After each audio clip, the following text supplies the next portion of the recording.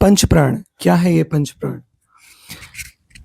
योग दर्शन और आयुर्वेद में जीवन शक्ति यानी कि प्राण को 5 अलग-अलग उप ऊर्जाओं में विभाजित किया गया है, जिन्हें 5 वायु या पंचप्राण कहा जाता है। ये 5 हवाएं मानव शरीर के भीतर विभिन्न शारीरिक कार्यों और ऊर्जाओं के प्रवाह को नियंत्रित करती है। पंच प्राणों का जो पारंपरिक क्रम है, वो प्राण, फिर अपान, फिर समान, फिर उदान और अंत में व्यान है। इस क्रम में प्राण सबसे पहले आता है क्योंकि वो सबसे मूल जीवन ऊर्जा है। फिर अपान जो बाहर की दिशा में जाने वाली ऊर्जा है। उसके बाद समान जो संतुलन देती है। फिर उदान जो ऊपर की दिशा में जाती है और अंत में व्यान जो पूरे शरीर में ऊर्जा का संचार करती है।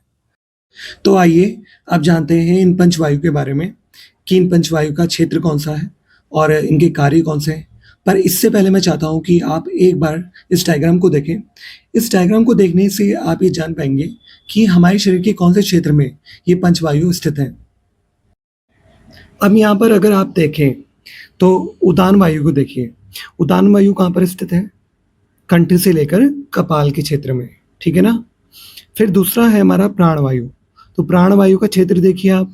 प्राणवायु का क्षेत्र कहाँ पर है? कंठ से हृदय तक, ठीक। फिर उसके बाद समान वायु देखिए। समान वायु का क्षेत्र क्या है? हृदय से नाभि तक, ठीक। फिर उसके बाद अपान वायु को देखिए। अपान वायु का क्षेत्र कौन सा है? अपान वायु का जो क्षेत्र है वो हमारा नाभि से और मूलाधार तक। अब है व्यान वायु। व्यान वायु का अगर आप सर्कल देखें तो सारे शरीर को ये घेरे हुए हैं, दिख रहा है ना यहाँ पर। तो इसका मतलब ये है कि इसका कोई स्पेसिफिक क्षेत्र ही नहीं है, अनलाइक अदर वायुस।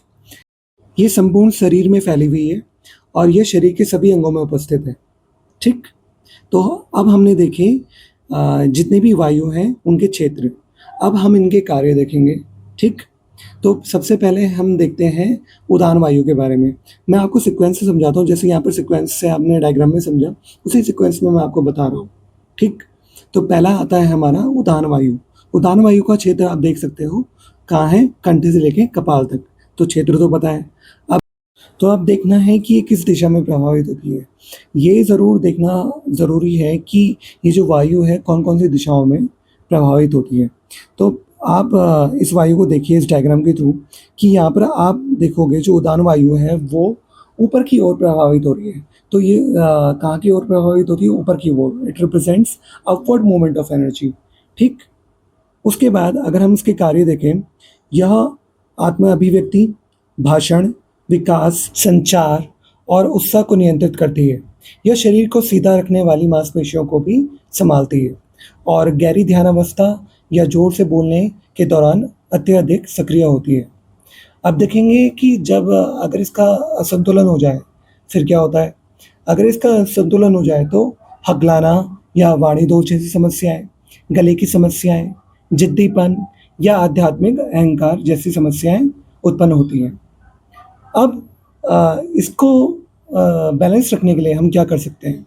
तो इसको बैलेंस रखने के लिए या बेटर करने के लिए हम चैंटिंग कर सकते हैं, सिंगिंग कर सकते हैं, ठीक है। और ऐसी प्रैक्टिसेस कर सकते हैं जो विशुद्धि चक्र को स्टिमुलेट करें। और प्राणायाम कर सकते हैं जैसे कि उज्जाई प्राणायाम जो आपकी ब्रेथ कंट्रोल और वोकलाइजेशन पे फोकस करता है। अब नेक्स्ट देखते हैं हम प्राणवायु। अब जो प्राणवायु का क्षेत्र है वो क्या है? मुख से हृदय तक। अब ये रिप्रेजेंट करती है इनवर्ड मूवमेंट ऑफ एनर्जी, यानी कि भीतर की ओर बहने वाली वायु है ये। अब इसके कार्य की बात करें तो यह हर उस चीज़ को ग्रहण करने के लिए जिम्मेदार है जो हम बाहर से लेते हैं, जैसे कि सांस हो गया, भोजन, पानी और इंद्रियों के अनुभव। यह तंत्रिका तंत्र, हृदय की धड़कन और मानसिक एकाग्रता को नियंत्रित करती है, ठीक। अब अगर ये असंतुलित हो जाए तो क्या होता है? तब हमें चिंता, विचार की तीव्र गति और सांस की कमी जैसे लक्षण देखने को मिलते हैं। अब इसे बेटर करने के लिए हम क्या कर सकते हैं? इसे बेटर करने के लिए हम करें प्राणायाम और मेडिटेशन, राइट। अब जो नेक्स्ट वायु है वो है समान वायु, हृदय से नाभि तक, ठीक। अगर मुख्य रूप से देखा जाए तो ये हमारे कौन से चक्र को प्रभावित कर रही है? ये हमारे मणिपुर चक्र को प्रभावित कर रही है। आप अगर लोकेशन भी देखो तो एग्ज़ैक्टली कहाँ पर है? मणिपुर चक्र के क्षेत्र में है, ठीक? अगर हम इसकी दिशा देखेंगे तो ये क्या है? बाहर से केंद्र की ओर बहने वाली वायु है। आप कह सकते हो कि it represents inward movement of energy. अब ये कार्य क्या करती है? यह मुख्य रूप से पाचन, चापचई और पोषक तत्वों को पचाने और आत्मसात करने का काम करती है। यह ऊपर जाने वाली प्राण और नीचे जाने वाले अपान के बीच में संतुलन स्थापित करती है, ठीक? अगर इसका संतुलन हो जाए तो क्या होता है? मंदाग्नि, मंदाग्नि क्या हो गया? कमज़ोर पाचन, ठीक? ऊर्जा की कमी और भोजन या अनुभवों को सही ढंग से ना पचा पाना, ठीक? अब इनको बेटर करने के लिए आप क्या कर सकते हैं? मतलब अपनी समान वायु को बेटर करने के लिए आप क्या करें?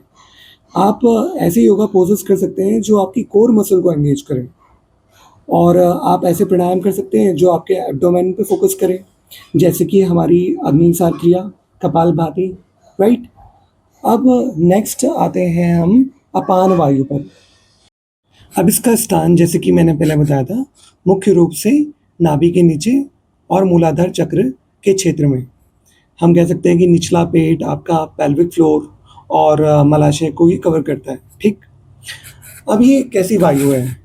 नीचे की ओर बहने वाली वायु, मतलब it represents downward movement of energy, ठीक? अब इसके कार्य देखें तो इसका कार्य क्या है? तो इसका मुख्य कार्य हम देखें तो जो पचा हुआ खाना होता है ना हमारा, उसको मल-मूत्र के रूप में बाहर निकालना है। जो आप खाना खाते हैं वो आपके पेट में आता है।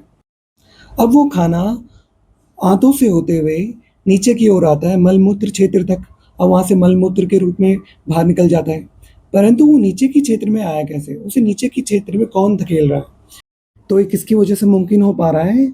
ये हो पा रहा है अपान वायु की वजह से, क्योंकि अपान वायु represents downward movement of energy. अब यही डाउनवर्ड एनर्जी सभी चीज़ को क्या करेगी? नीचे की ओर धकेलेगी। तो हम कह सकते हैं यह निष्कासन और स्थिरता की ऊर्जा है। यह शरीर के अपशिष्ट पदार्थों, मलमूत्र, पसीने, मासिक धर्म और प्रसव की क्रियाओं को नियंत्रित करती है। अब अगर ये असंतुलित हो जाए तो कैसे लक्षण देखने को मिलते हैं?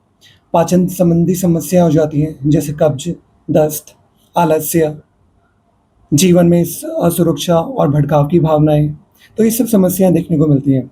अब इस वायु को बेटर करने के लिए आप क्या कर सकते हैं?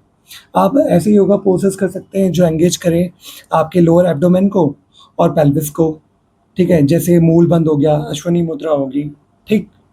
अब लास्ट में हम देख रहे हैं व्यान वायु। अब व्यान वायु का हम क्षेत्र देखें तो ये संपूर्ण शरीर में फैली हुई है, ठीक? अब इसकी दिशा देखें तो केंद्र से बाहर की ओर, यानी कि चारों तरफ, राइट? अब जैसे कि ये पूरे शरीर में फैली हुई है तो हम कह सकते हैं कि ये परिवहन तंत्र का काम कर रही है। यह मूलतः सभी वायु के मध्य संयोग स्थापित करती है, यानी इसके ही संयोग से सभी वायु आपस में सही तरीके से संयोग कर पाती है। आप कह सकते हैं कि ये एक मेडिएटर के रूप में कार्य करता है, राइट? अगर इसके अलावा इसके कार्य देखें, यह पूरे शरीर में रक्त संचार, परिधीय तंत्रिका तंत्र और जोड़ों व मांसपेशियों की गति का संचालन करती है। यह शरीर के कोने-कोने तक ऊर्जा पहुंचाती है तथा त्वचा व स्पर्श की भावना को नियंत्रित करती है, ठीक? अब ये असंतुलित हो जाए तो क्या होता है? कैसे लक्षण देखने को मिलते हैं? खराब रक्त संचार, जोड़ों में अकड़न और शरीर के अंगों में तालमेल की कमी। अब हम इसे कैसे इम्प्रूव कर सकते हैं इस वायु को? फुल बॉडी स्ट्रेचिंग एक्सरसाइजेस कर सकते हैं, योगा पोजेस कर सकते हैं जो एंटायर बॉडी को एंगेज करे, जैसे कि हमारा सूर्य नमस्कार, विन्यासा, फ्लो सीक्वेंस। तो ये सब कुछ आप व्यान वायु को बेटर करने के लिए कर सकते हैं। तो साथियों, इन 5 वायुओं के जादू को समझकर आप अपने शरीर और मन के सुपर हीरो बन सकते हैं। इन्हें संतुलित रखना सीखिए, खुश रहिए और ऊर्जावान बने रहिए। धन्यवाद।